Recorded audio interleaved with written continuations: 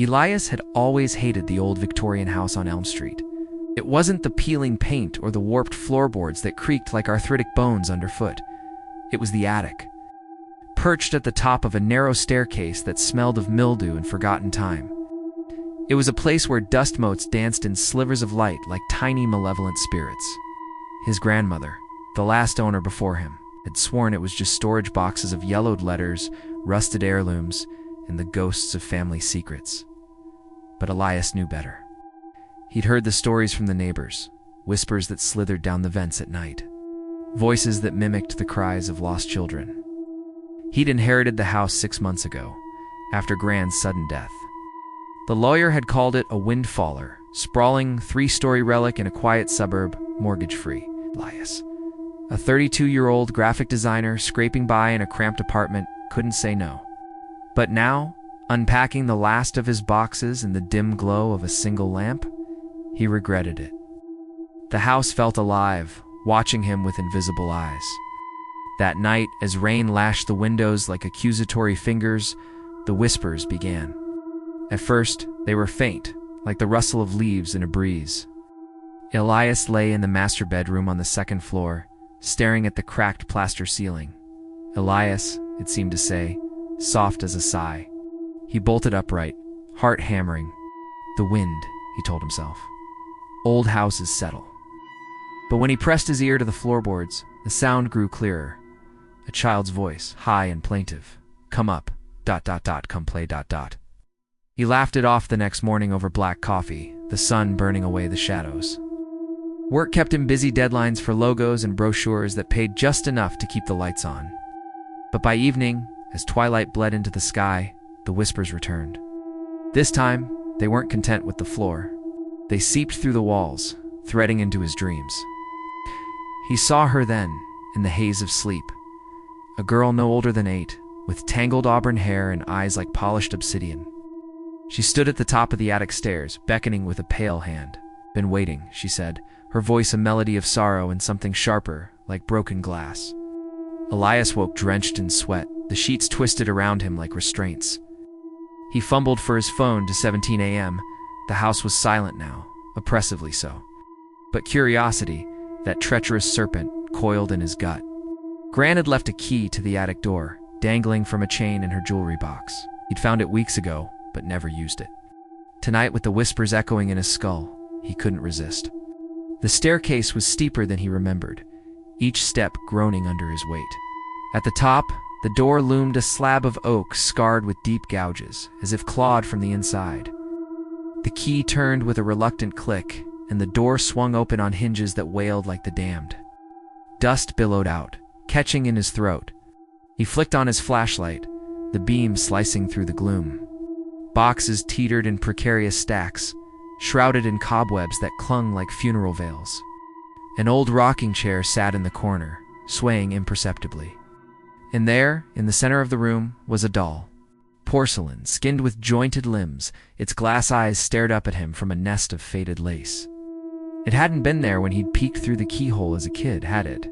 Gran had boarded up this place after his parents died after the accident that left him orphaned at 10, whispering to shadows for comfort. He stepped closer, the floorboards protesting. The doll's head lolled to one side, and for a heartbeat he swore it smiled.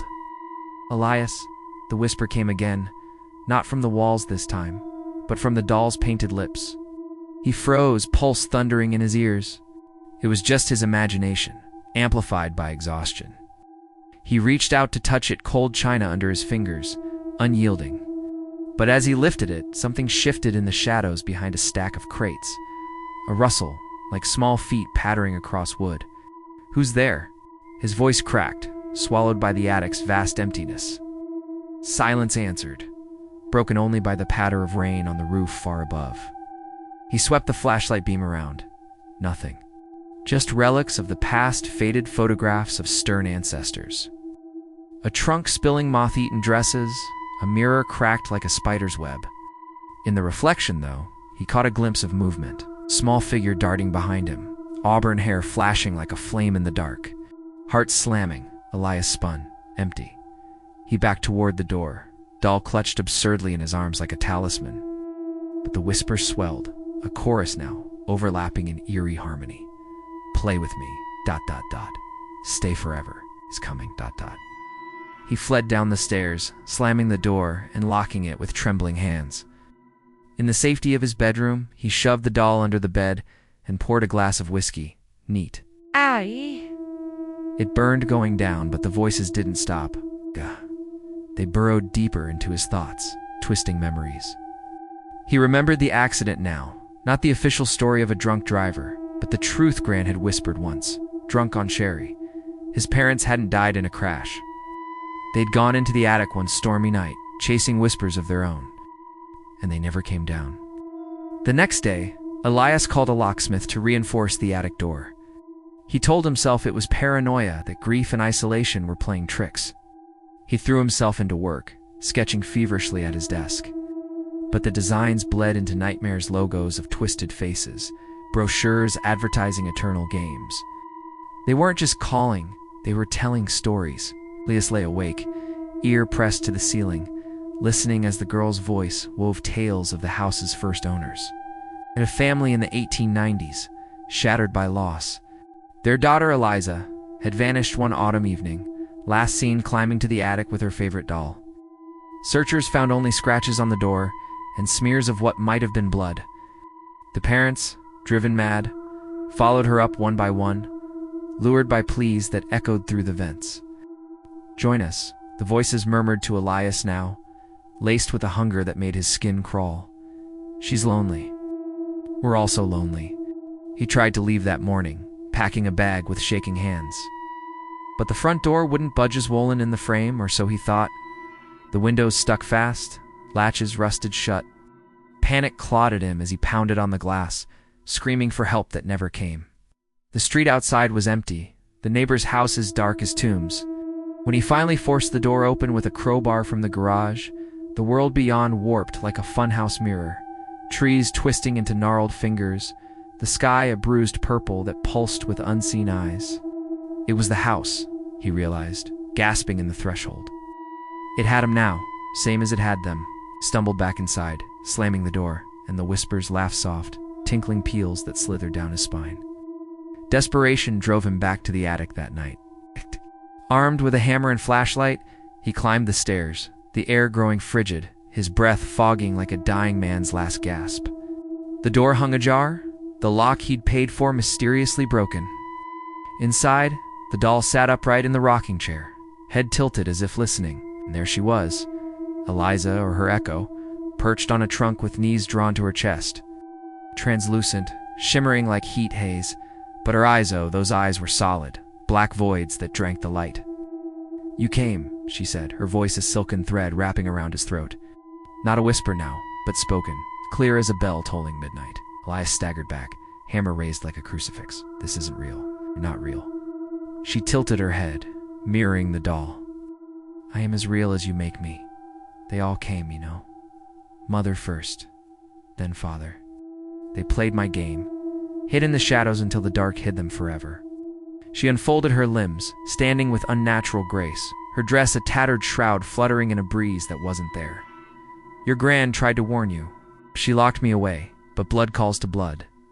You're mine now, Elias. Play with me. He swung the hammer, but it passed through her like smoke, clanging against the wall. Echoed hers and others, a multitude rising from the floorboards.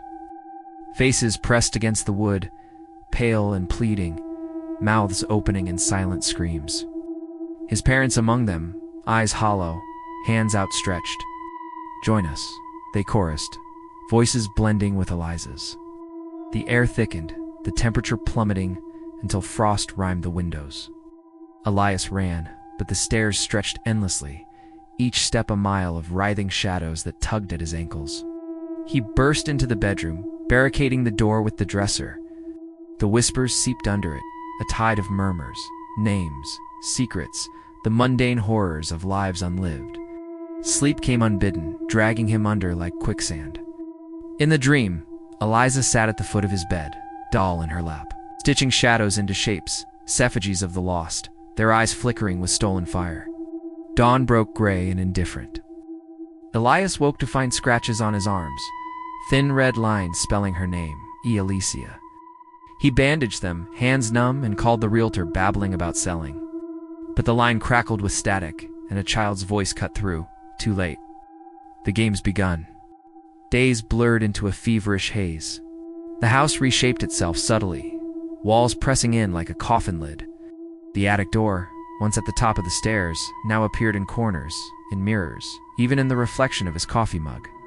Eliza visited nightly, her form solidifying, cold fingers brushing his cheek, breath like grave dirt on his neck. "Hide and seek," she'd whisper, giggling as shadows coalesced into seekers, twisted amalgamations of limbs and eyes, sniffing the air for his fear. His parents' handwriting, frantic scrawls, dated the night they disappeared. "The girl isn't dead, she's the house. It feeds on us, pulls us in to fill the empty places. Elias, if you read this, burn it all. Burn the house." Tucked beneath was a photograph. His family smiling on the porch, but in the attic window above, a small face peered down, doll clutched tight. Fire. Yes.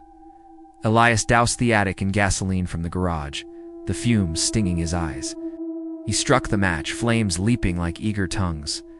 The house roared in protest, floorboards buckling, walls weeping black ichor. Liza's scream pierced the inferno, high and shattering, a sound that peeled back the skin of reality. He fled down the stairs, smoke choking him, the front door finally yielding.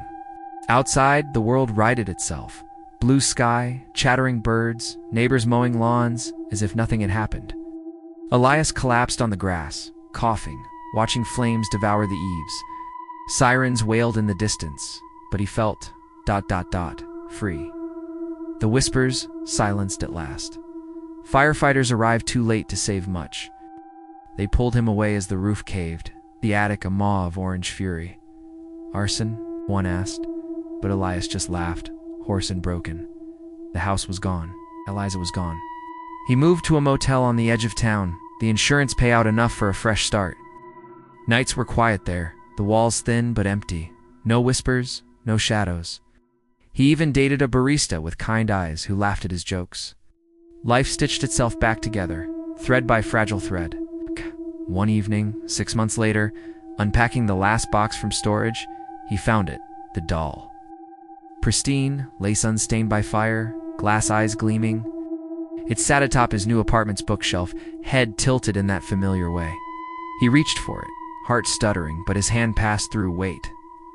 No, it was solid. Cold. A gift?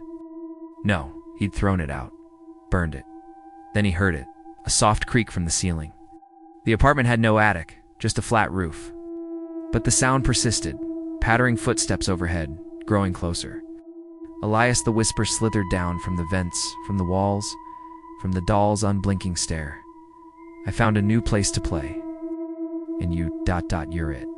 The door to the rooftop access, long nailed shut by previous tenants, hung open, a small hand extended from the darkness beckoning. He stepped forward, the game pulling him in, one eternal step at a time. The door clicked shut behind him, and the city lights below flickered out one by one.